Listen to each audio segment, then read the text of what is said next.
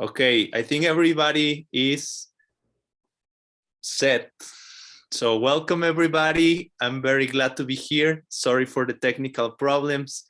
Welcome Ben, long time no see you. Welcome Aldo. Hello. Welcome Jacqueline, Janice, very glad to have you all. So everybody has interpretation, all good, right? Perfect. Okay. And let's start. Today we are in the session number 71. As Niklas Shaw told us the other day, it's not quite like exact, but about 71. So I'm excited because we are moving towards the 100th session. And I think we definitely are gonna have to have something special for the 100th session. Let's start planning on it. How long is that? Maybe 3 months? In 3 months, we may be reaching. We should make a party. I think we should make a party, like in-person party. Everybody flies to Arizona. We do something special. Let's think about it. It'll be great. So, well, should I introduce you all very quickly? This is Ben Kramer. You know him. He has been supporting this project and many other projects related to Diamond Cutter Classics since a while ago. He's a padre de familia, a family father. Oh, that's sweet. And a great husband. I bet he knows this. And he's a great owner of a successful yoga studio, a long-term student, 3-year retreat and practitioner, great translator, and a very fun person to hang around. That's nice. I like the last one the best. Okay. And next we have Aldo Arsapalo. He's from Mexico. And he has been also studying from a few years, almost 11 years, I think. He is one of the members of the Mexico ACI board. He's a Spanish-English translator and a great friend of mine. Then we have Jacqueline Ortrey, and she has been studying, well, I don't know if you are originally from Florida, but you start studying in New York. She started studying at the Three Jules, but then she decided to come to Arizona. She has been helping a lot lately. Well, she first started, I guess, with the Lightning Club. And then she still does that. And then she is involved in some other projects like helping the ALL, mainly, I think. And yeah, she has been studying also, I will say, for about 11 years, something like that. Something like that. I forgot. That's amazing. Now she's somehow like a neighbor of mine these days. We live in the same time for now. And now we also have a Janice Sanders. She lives in Colorado. She also has been studying a lot of the ACI courses. I will say also kind of about 11 years, isn't it, Janice? And she's a certified DCI teacher in the powerful state of Colorado, as Geshe Michael said. She's a great friend of mine as well as Jacqueline too. So all of them are good friends of mine.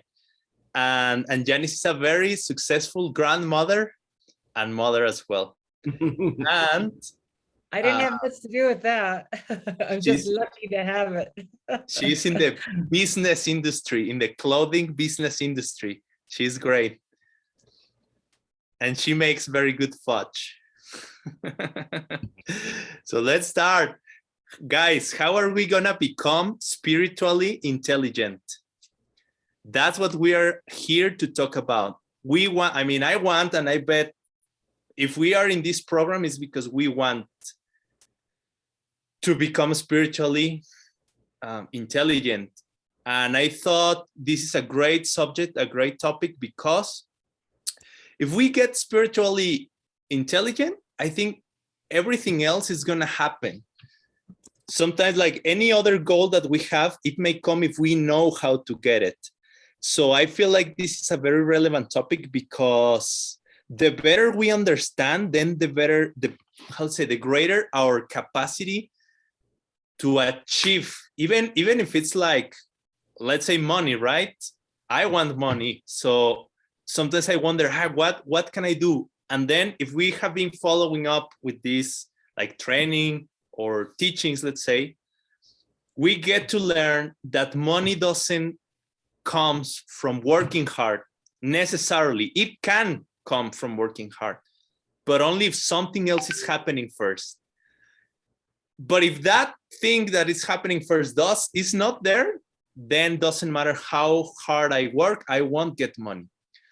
So deep wisdom like this is what's gonna help me to actually make what I want to happen.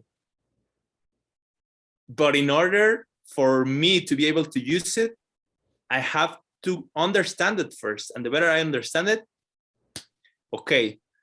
So maybe if you guys start, maybe Ben, would you like to start? Just tell us a little bit of how can we get better at understanding, more intelligent at understanding, and maybe you have a few advices that have helped you in your personal life. Okay, yeah, that's hard. I was not expecting to start, and I thought, geez, I'm going to come up with so many cool ideas as I sit here and listen. I'm better at responding than I am maybe at coming up with ideas, but maybe that's an idea. And it's suggested in the text to be a good listener and ask good questions, and don't be afraid to ask questions. I have a little boy. I'm trying to be, as Juan put it, a successful father. I don't know when I will know if I'm successful or not, but you know, he comes home and he says, oh, this little girl said this to me, Dad, and this little boy said this to me, and isn't that mean? And this little girl said I'm not like this, and this boy said I am like this. And I've been trying to teach him that people, sometimes little kids especially, right? And maybe spiritual little kids also have a tendency to talk about things they don't know.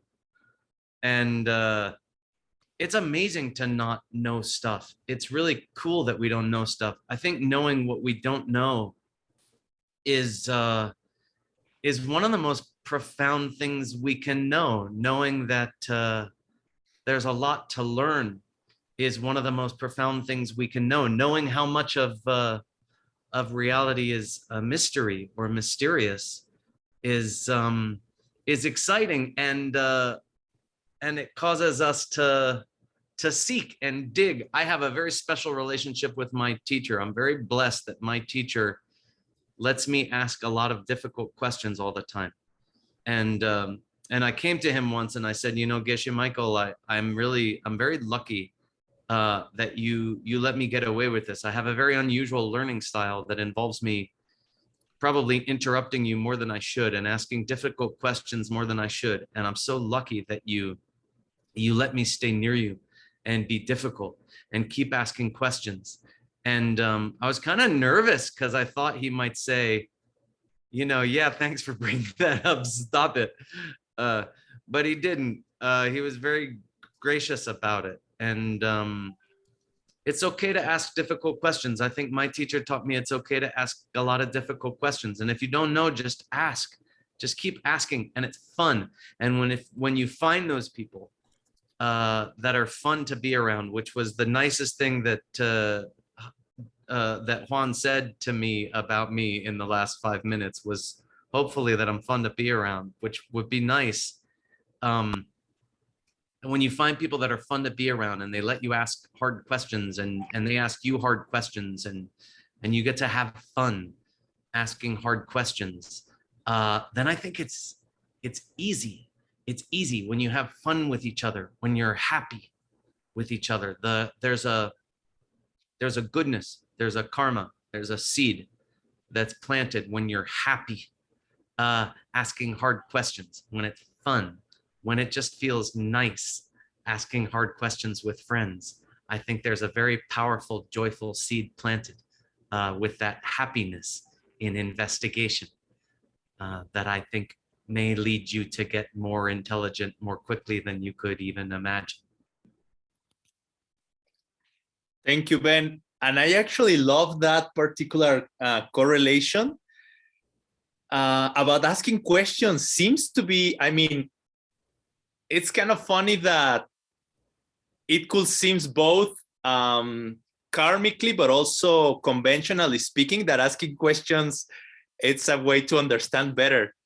Yeah. Like I have good friends who have told me, like, don't believe answers come from questions. Yeah. You know what I'm saying? Like, yeah, sometimes you ask and you don't get anything back. You didn't clarify the question or whatever. But it's interesting that in a way it could be planting the seed for understanding. Maybe just wanting to understand, it's also kind of doing something. Karma is conventional too, you know. Karma is not ultimate. Nothing exists ultimately. Even karma is conventional. Even karma is deceptive. Sometimes you don't have to look so hard if you want to help people. If you want to plant the seeds to help people, you do it by helping people. Sometimes it's not so mysterious, and it does plant seeds. Are they helped in the next moment? Not always. You know, not always, but it does plant the seeds. Do I get the answers I'm looking for in the next moment? Not always. But does asking questions help me get answers? Yeah. Yeah, it does. Cool. Not always the next moment. Yeah. Why don't I'm going to open the text and then we read a little bit and then we talk about it. Next one in my screen is Jacqueline. So I will invite you, Jackie, to read a little. Let me, okay, here and share. Share here. Good. Can you see big enough? I can. I don't know about everyone else though. I'll do it a little bit bigger. Okay. Okay. Can you read maybe, I don't know, a few of them? Let's see. Okay. The kinds of karma that lead to a personal shortage of wisdom. Buddha then said, there are other kinds of karma that lead one to a personal shortage of wisdom. Cases where people fail to ask those ordained in the Buddhist path, or else those who lead groups and other faiths, what things constitute the path of goodness, and what things do not, and what it would be good for them to do. Okay, so again, it seems that looking for advice, just really wanting to know, is already helping. Let's keep going.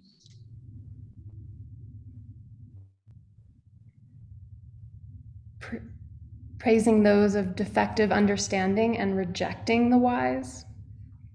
Yeah, remember first we are first studying what we are not supposed to do, or if we do, it decreases our intelligence, and then of course we will see also what it increases. Okay, so okay, what else? Teaching something as the path of goodness when it is not. Mm-hmm. And failing to join in commending someone who is teaching the path of goodness well, because you are feeling miserly with your praise. Okay, now I have a question. It seems that in order to don't do these things, we will have to already know what's the path of goodness and what it is not. And how, let's say here it says like, okay, we are praising people of defective understanding, but how are we going to know if they have defective understanding or not? I'm guessing if we praise them is because we think it's not defective. Does anybody has an idea on this? Or no? If not, we can keep reading. It's hard. I noticed this too, Juan. I was really excited you brought this up. I mean, I don't know. You stole the one insight I thought I was going to have here today from the reading. So it's cool that everybody can watch, right? As we read the things not to do and we read the things to do, they're very similar and they already require some amount of wisdom, right? It's going to say like speaking well of people who are teaching a wrong path. But then it's going to say, do speak well of people who are teaching a right path, right? Or like, don't praise mistaken viewpoints, but do praise positive viewpoints. Well, geez, you sort of have to already have an idea of which is which. So I don't know, that is hard. You have to use some sort of wisdom that's already in you, or you have to trust someone already.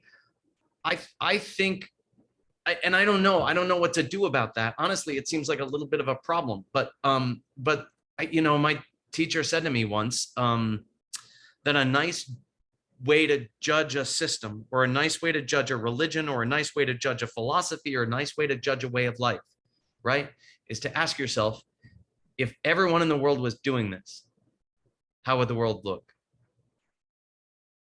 And so, maybe today that's all I've got.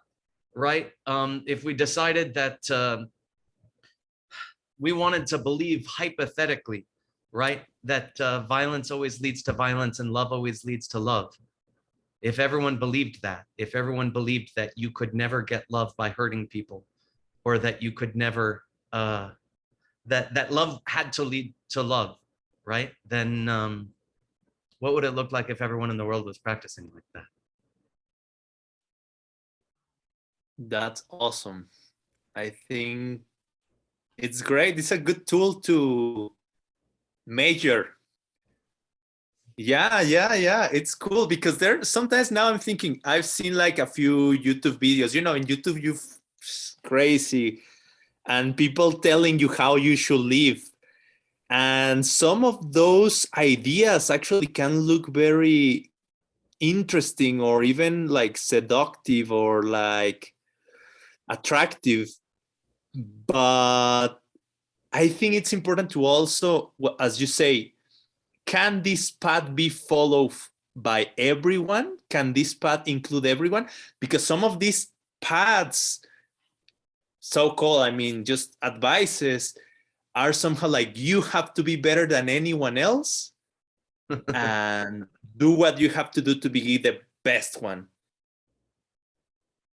Right. Yeah. And right. That would be good if everybody can be the best one. That I think we are trying to do that.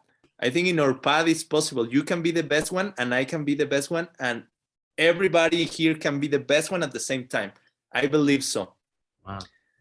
But not, ¿cómo se dice? Not at the cost of others' welfare. Yeah. Okay, so yeah, let's keep reading. I okay. wanna share. I was having like kind of the same insights as Ben when I was reading the reading. I was like, that's like a tough one. And like today, I was watching the one of the Nagarjuna videos I was studying of Geshe, and he was saying how Nagarjuna got debated because they said, you are contradicting the Buddha because you're saying things lack self-nature, and Buddha said things have self-nature.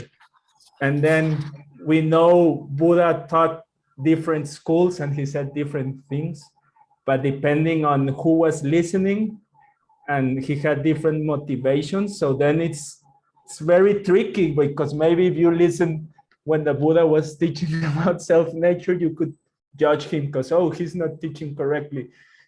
I can't praise a person who's holding a mistaken view or something like that. So I think, and if you can't read the mind, you can't like really understand the motivation. So I was really thinking about it, and I think it has to be connected with a real motivation of love, saying something and teaching something out of real love. Maybe in that moment it's a mistaken viewpoint for someone else, but for that person it's gonna help them in their present understanding if you really if your motivation is out of love. So it's a tough one to really like say, oh, this is a mistaken view, because there's like the different schools and the different teachings. So I must say it has to be connected with a very pure intention to do it out of love to help that person. I don't know, what's your take on that? My take on that is that, yes, there are different ways of teaching virtue. Let's put it that way. There are different levels and different ways of teaching virtue, but there are also completely mistaken, harmful teachings in this world too. So I think, like, yes, sometimes we should not judge, but at the same time, there has to be, and actually that's gonna come later in this reading, there are times in those that we are supposed to say no and really reject harmful ideas. And actually that's gonna make us develop our spiritual intelligence. Because I mean, like, yes, the Buddha is true. He taught in different ways, different levels, but he never taught if you do bad things for others, you're gonna be successful. Let's say, like, that would be a very radical idea, right? Yeah. Yeah, but I mean, like, not so obvious. Like, Buddha taught about self-nature, and then you can say that's like a mistaken viewpoint, that things have self-nature. Okay. Not so obvious, like about harming someone else or hurting, but like, Mm-hmm. I think then it gets be so humble, you have to be so careful. We don't know, and this, like I said, I was really happy that Juan pointed this out here, because you don't know. And until you know, like, to go out there and say this point's mistaken and that, how do I avoid, praising a wrong path or criticizing a good path? I know one way to do it. Studying? Shut my mouth and learn. And motivation is good, but impact is important. And I would much rather you help me a lot when you're trying to hurt me than hurt me a lot when you're trying to help me personally, right? I would prefer that. I would prefer to be helped, you see? So motivation is good, but if you don't know what to do, even with an attitude of love, you can make big boo-boos, right? You could. And so sometimes I better just sit on my hands and keep my mouth shut and listen to my friends and be very, very careful before you speak up, because I don't see the fault of not speaking up listed here. Okay, so let's keep going and see if there is something else related to that. Would you like to read?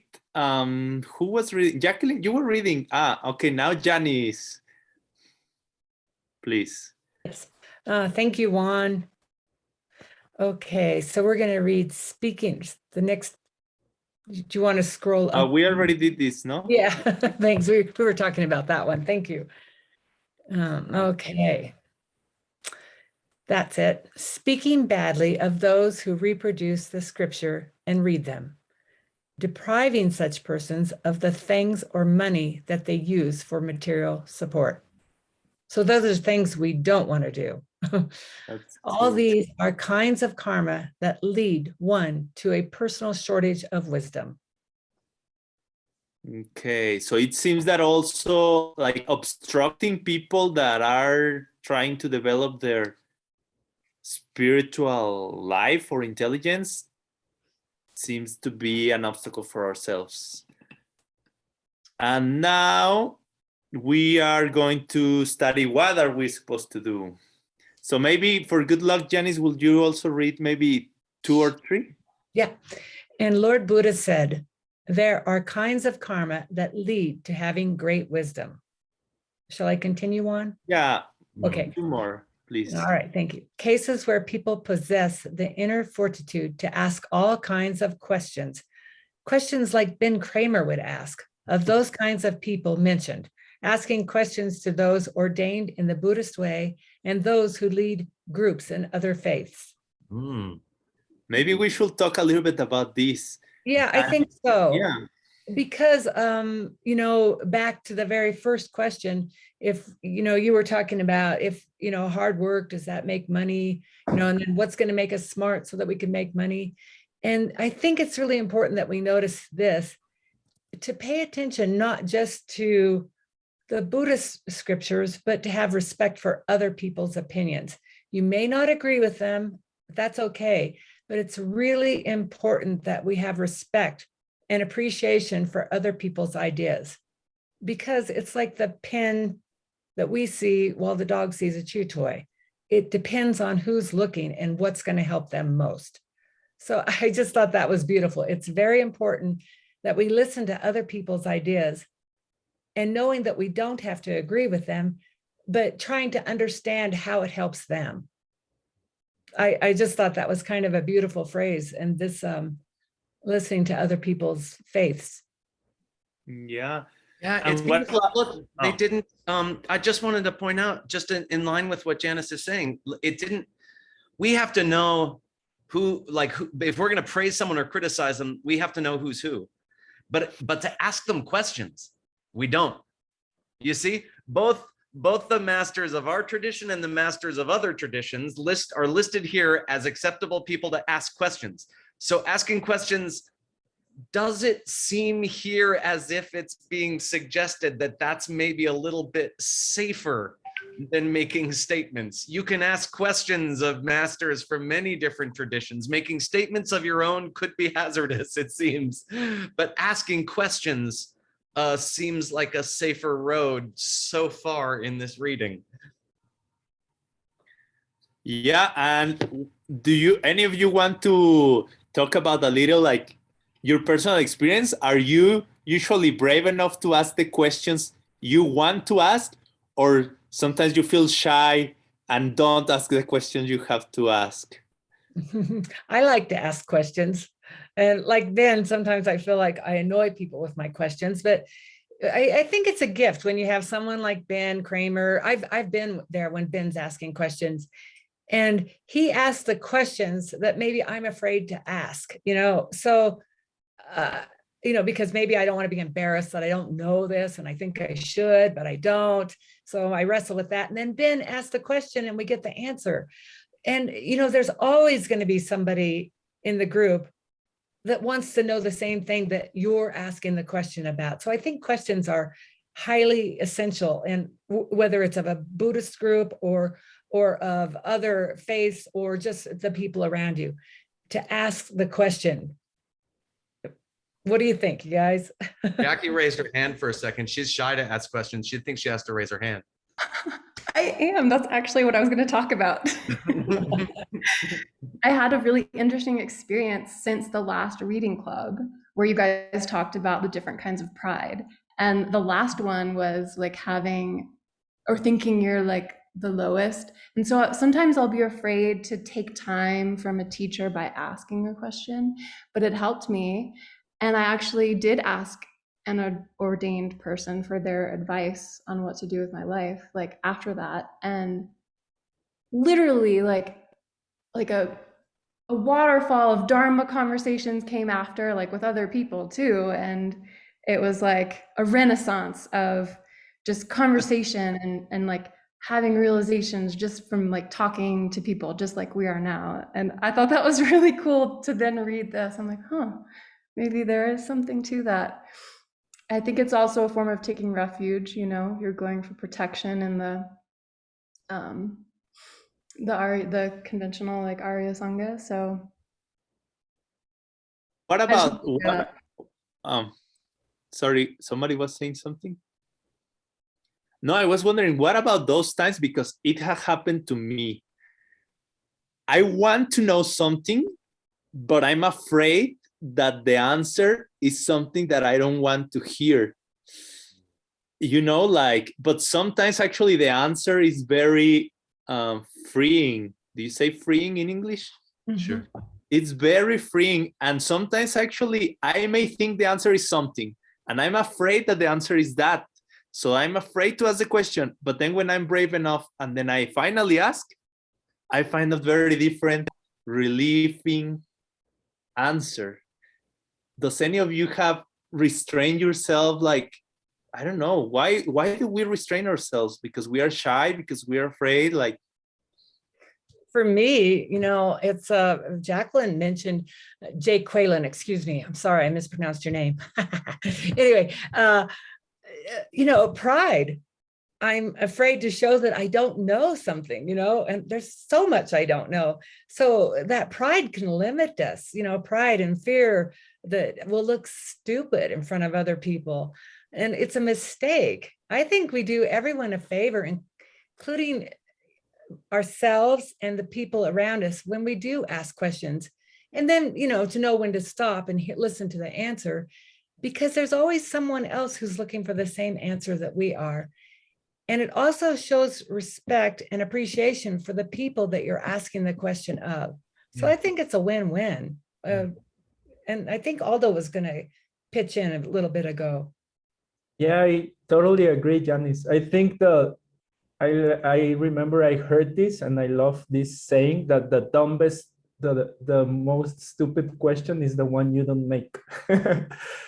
And I love that. And I think it's just like to not asking question, it's kind of, for me, like kind of falls to the pride side.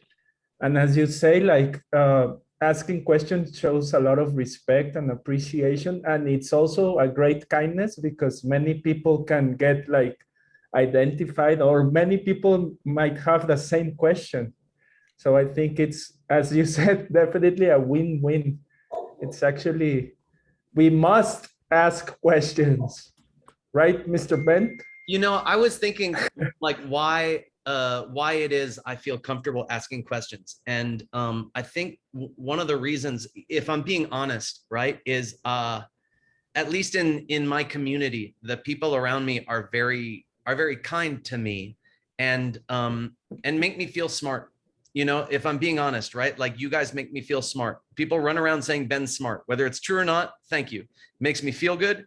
And it makes me feel like I'm allowed to ask questions because I don't think that you think I'm dumb when I ask questions. So I was thinking it's really nice to respect people and help them feel smart because it makes them feel comfortable asking questions. And then Janice said, asking questions makes people feel respected, which it occurs to me is a great way to make other people feel smart. So when you ask other people questions, it makes them feel intelligent because you're looking to them for answers, which makes them feel more comfortable asking questions themselves because they believe that you believe that they're intelligent enough to be asked. So it's a beautiful upward spiral if we run around asking each other questions. that's awesome. Why don't we take some questions from the audience? No, they'll just be stupid. Let's take some questions from the audience. I mean, there are a lot of things in the chat so far, but let's take just the new one. If anybody writes again a question, I think we should just be aware and maybe, how to say, add I think Isabel has a question. I see a hand Did you read raised. it? Where? There's a hand raised. Isabel Shaw, but I don't know if she's raising the hand because she wants to ask a question or what. What's your request, Because Isabel? she wants to ask a question. Okay. You want to? Can we put Isabel in the, like allow her to speak even for a minute? Yeah. She has very good English, and I think that I just gave her the power. Good. Hopefully, Isabel, if you are able, yeah. There we go. And I've asked her to unmute, and then Isabel, ask us or share with us a question or ask with us. So much. Thank you so much. I happen to be the question baby. I always have a lot of questions. Sorry for that. When I read this text, I had exactly the same question, which is number one, how can we distinguish whether it is good, whether it is right or wrong? Because normally when people praise something, they tend to think that is the right one, then they praise something. Well, then like the person just don't know it is not whether it is not the wrong one. So in this way, they commit, as we said, this bad karma. So this is number one. And number two is, according to the text here, it sounds like because Janice mentioned just now, it's better that we respect other lineage, respect other people's opinion, because we never know it is right or wrong, just like the pen for the human and the dog, and the dog, yeah. And the other side, in the text, it also mentioned, if you praise other non-Buddhism school, then you commit this bad karma. So for long, I have this question about why these texts are so only think Buddhism is the only right path, and the other non-Buddhism school is not the right path. But in fact, according to different people's capacity, some are really helpful for them at the beginning. That's my question. I actually have two questions, sorry. Yeah. Yeah, cool. I mean, I have an easy answer to the first one, and then I think that I want to think about the second one too, but how do we know what's right or wrong? Right? I don't know. I just feel like I don't think that I could have answered that question very comfortably 40 minutes ago, but at the moment I feel like I have an easy answer to that question. Anyone want to guess what I'm thinking? Ask. Oh, Just hey, Dan, ask. what are you thinking? I'm really curious. Just ask people. If you don't know, just ask a lot of people. Just keep asking. And if you still don't know, keep asking, and just ask a lot of questions. And if you still don't know, then keep asking questions, which seems like that's coming along well for you so far, Isabel. What do you guys think about, why do these texts specifically praise Buddhist teachers and praising Buddhism, and not praising non-Buddhist stuff? And what do we do with that when we're trying to like praise other lineages also and support other people on their paths? What do you do with that? Well, once I hear Geshe Michael saying like real ultimate Buddhism is not Buddhist. Yeah. That's all. What does that mean? Like, in a way, like once, I'm guessing it means once we really understand how reality works, it's not really about beliefs. It's not really about religions. It's just about understanding how reality works, because that's what Buddhism tries to do, understand reality. It's not about a faith or like a dogma, or like, it's just, I guess what you can change whenever you read like ordain in Buddhist ways, change the word Buddhist for ordain in trying to understand reality. So I guess that's why they praise people who's trying to understand reality. And if there is a method and a system to do it, great. And if other people called other traditions are also using some methods that truly, or how you say, effectively help them to understand reality, I think God bless. Yeah, I think if we're practicing whatever our faith is, if we're truly practicing, anything we pick up could be Dharma. So it doesn't have to be strictly a Buddhist book. You can pick up a sci-fi book and it's Dharma. So I think that's why it also says not to disrespect other people's faith, because we don't know what benefits it's giving them. And I think you said that, Jacqueline, because it's like the different levels, and Aldo mentioned this, the 3 turnings of the wheel. The Buddha taught different things in each training, dependent on who the seeds or the quality of the listener, the capacity of the listener. And I think the way we could judge whether something will get good results are what the benefits we get from it, or the benefits the person who is hearing that presentation, whether it's a Christian presentation, Muslim, Buddhist, Hindu. I think if it's creating a good reality for them and the people around them, then it's all Dharma. And that's what I've understood when, in I think it's the Bodhisattva vows, that we're not to disparage other people's faiths or religion. Yeah. We don't have to follow them. We have to, watch to see what's working for people. If we see them miserable and hurting others, then we don't want to follow that. And it's the results that, I think that's how we can determine what is a good practice and what is not. If it harms you, if it harms them, don't do it. In my mind, when I read things like this, I imagine these people who had so much faith in the Buddha that they believed that a Buddha was a tsemi-kebu, right? Meaning like a being who became tsema, who became correctness, who cannot speak a lie, you see? And so if the Buddha says something and it sounds wrong, according to these people who have so much faith in him, if the Buddha said something and it sounds wrong, it must be that I misunderstand it, or it must be to help someone else. You see, so for them, they're assuming that whatever the Buddha says is necessarily true.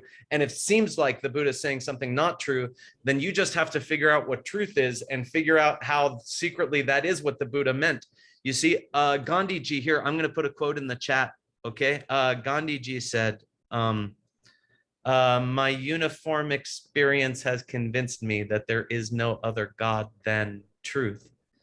So when I hear this, you see, when I hear this, right, don't praise some other path, like it means truth works and lies don't. It's not some religious thing. Like it's not some religious BS. It just means if you praise systems that won't work, they won't work. You see, only the truth works. You can talk about all kinds of systems. You can talk about all kinds of ideas, but if they don't work, it won't make you happy. It cannot make you happy if it's not the thing that makes you happy. Only truth will give you the results you want. Nothing else can. It's impossible. Lies cannot give you the results you want. Only the truth can, you see? And so it's not fair per se, reading this thing is like, oh, it's not fair. I don't know the answer. How do I avoid praising lies? I'm sorry, it's not fair. It's not fair. It's not fair. Maybe my head is full of lies. It's not fair. It's true that it's not fair, but only the truth works. I can't help it. Can't help it. Only the truth works. Great. I like that, Ben. Very good. And then the next debate should be like, what is truth? Yeah. The next question, obliged. And so what is truth? Yeah. And I must say the truth has to be like connected to the like Juan said and Janice said, to wisdom and kindness. No, Yeah. we must say that the truth must be connected to a higher wisdom and to a deep kindness. Yeah. I propose to keep reading a little so we finish the list. Yeah. I bet this could keep going. This is a session that it's it gives us a lot of material. So maybe we should have eventually a round 2. Who hasn't read? You all read? Well, Aldo and Ben have not read, but yeah, why don't you read Aldo now, please? Okay. Giving up any association with people who possess wisdom which is defective. Teaching others the high path of goodness and clarifying its various points. demolishing views that are presented as the path of goodness, but which in fact are not. Yeah. Wow. Okay, so Wow. it could seem a little bit like, yes, we respect, we question, we pause to listen, but there are some times that I think we are required to step up, no? And here it says demolishing, like not only disagreeing with them, like you go for it and demolish them. Yeah. How did Socrates do it? Isabel talked about Socrates here in the chat at one point. She asked about maybe it was Plato or Socrates. How did Socrates destroy other views? I don't know, debating? Yeah, he just asked questions. He just asked questions. You don't have to go and say that guy's a jerk. Sometimes the most powerful thing to do, you just ask questions, right? Right, we call it sometimes give them enough rope that they hang themselves or something. It's not a very nice saying, but you don't have to say mean things, you know, if you keep asking questions and truth is truth, you see, then it will reveal itself. You don't have to go out and hurt anybody, right? You just keep asking questions, and lies can't stand up. You see, they just can't stand up because they just won't work. And if you keep asking questions, then slowly you chip away until truth is revealed, and the dross or the chaff, the schmutz that got stuck to the outside of the truth is demolished over the course of the natural asking of questions, honest questions with a good heart. Yeah, now I'm thinking about this quote of Giel Sabje, I think, that he says the kindest thing his teacher ever did for him was to teach him logic. And I could say correct thinking, let's say, because we ask questions, then we get answers, but we have to be trained to know what to do with those answers. I mean, we are not supposed to take any answer as truth, but be able, as you say, if we keep asking many people, many ways, then the better tools we have to digest those answers, we are going to be able to say, okay, this part is good, this part not so good, this is the boom, boom, boom, boom. So in a way, training our clear thinking, I think it's a great way to know what kind of things to praise, what kind of things not to praise. Yeah, I think so. Should we finish with the list, Ben? Oh, sure. What? Here. Great.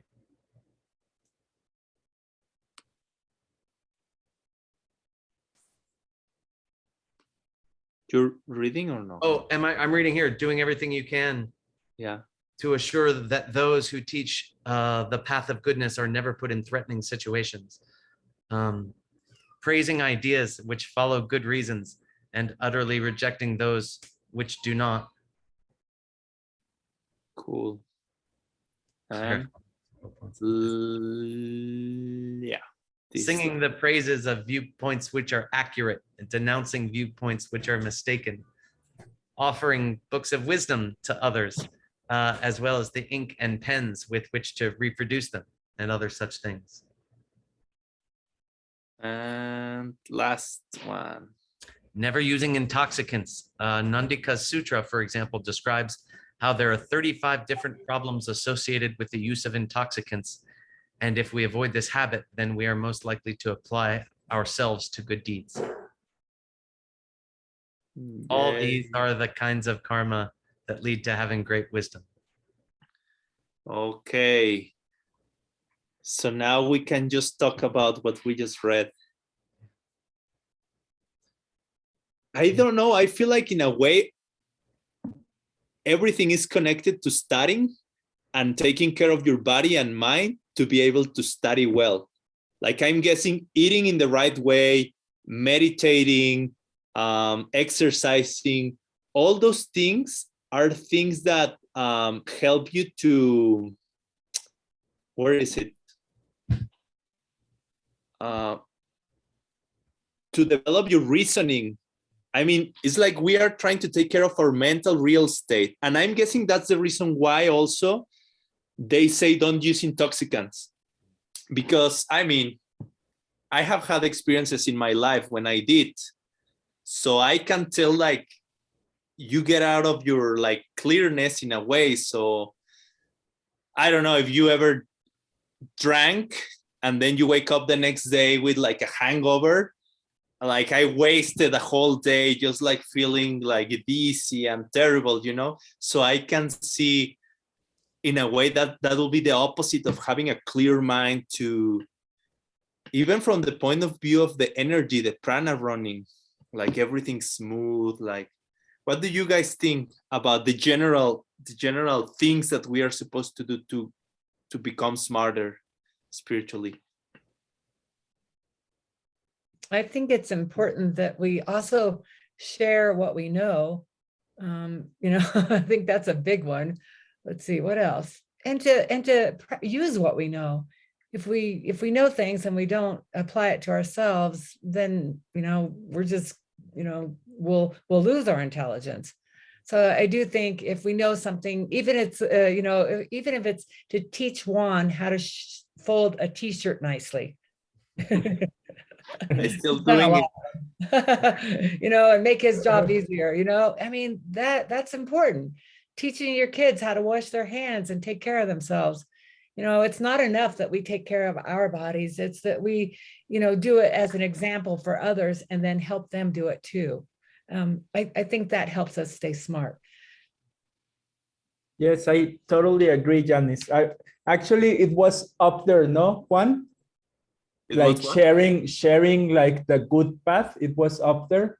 Mm-hmm. Like, yeah, and I think teaching, even if you just know a little bit, teaching that little bit, I think that's why great Geshe Michael is always encouraging to teach, because teaching is like a very, very, very powerful seed that you will get more teachings and you will learn more and you will be smarter. So I think we should, yeah, teaching is like a must. Just sharing what you know, even like Jali said, like folding nicely a t-shirt or yeah. And as you said, Juan, yeah, the more we're kind with our body and mind, the more we're gonna prepare it to be, so it's gonna be more sharp. No, you do exercise, you try to eat well, sleep well, study, have fun, like Ben said, have fun with your friends, ask questions, smile. Everything sums up. What do you think, Jacqueline? I loved reading this list. Well, I guess we haven't read it yet, but the one about intoxicants. Oh yeah. Because I think about it, I've been thinking about it lately. And lower down, it does clarify anything that's like chemical or made from grains. So, you know, that could be alcohol or marijuana or prescription drugs. And I just scanning over the past like few decades of my life, I can clearly look back on how unclear I was in college, for example, when I was sampling things and causing harm to myself and possibly others. And then looking more recently into the decisions I made, which were to help preserve wisdom, even just by helping Asian Legacy Library. That was a conscious decision to create more wisdom in my life. So it all makes perfect sense to me. And yeah, like, don't create obstacles for others who are teaching the Dharma, like help them. I remember Geshe-la saying that's like a really good karma to help someone who's like really busy helping to produce the Dharma, for example. So I don't know, it just feels clear to me. And I think like you guys are saying, you can only be clear if you're having a pramana, if you're sober and you're using logic and debate and checking, like, is this true? Like, is this helping me? Is it helping others? Like, and not just reading it in a book, but like really meditating on it, trying to have a realization, like, you know, what is the best thing to do? What is going to serve the most amount of people? That's what I like to ask myself. Beautiful. Now, if all of you who came to this talk want to support with pens and ink and books, the Dharma, then I will encourage you really donate something to this project, because I mean, we may not need pens and ink, but we need electricity and internet and stuff like that. So yeah, I think this project is really, I'm in love with this project because it helps me to study so much, and I like it because it's like a new different topic each week. So it's like a nice salad or collage or buffet of teachings. And I think I'm happy to hear like people sometimes writing in the YouTube channel and stuff like, wow, this was amazing. I really enjoy what I hear here and there. So I feel the purpose of this program, one of the purposes of this program is being achieved, that I think is the most important. And it's like we are being able to share this wisdom with other people. So if you want to help us to keep going, donating is a great way to do it. And I think that'll be it. I wish we could keep talking, but it's time to go. If anybody else wants to say anything else, feel welcome. Thank you, Juan. Thank you for doing this. Yeah, thank you, Juan. And Isabel had a question. I thought I would address it really quickly. She asked, how do you share if you have a limited amount of knowledge? The point is, share what you know, and then your knowledge will grow. That would be my answer, Isabel. Thank you. And thank you, Juan. It's so good to see all of you guys. Thank you. Yeah. Thank you. Thank you, Juan. Thank you, Ben. Thank you, Jackie, Janice. It was amazing. Thank you. Thank you. It's so nice to see all of you. Yeah, thank you for coming. Keep coming. It's a pleasure. And somebody else says, how can you get clarity on your mind, and how can you be kind with your mind? And I will say the answer is what we just said. Treat other people nicely, take care of your mind, take care of your body, meditate, study. Talk with your friends about these things, meditate, and Ask questions. Ask questions. Yeah. And help others to answer the questions they have. I will say that too, I guess. So yeah, let's try to do that this week and see how more intelligent we become in 7 days from now. Next session, I'm gonna ask if anybody noticed something. Okay, thank you so much. Have a great weekend. It's about to start, and have fun, as Aldo said. Jetson Kappa said, it's important to have fun. Bye-bye, guys. Thank you all. Bye.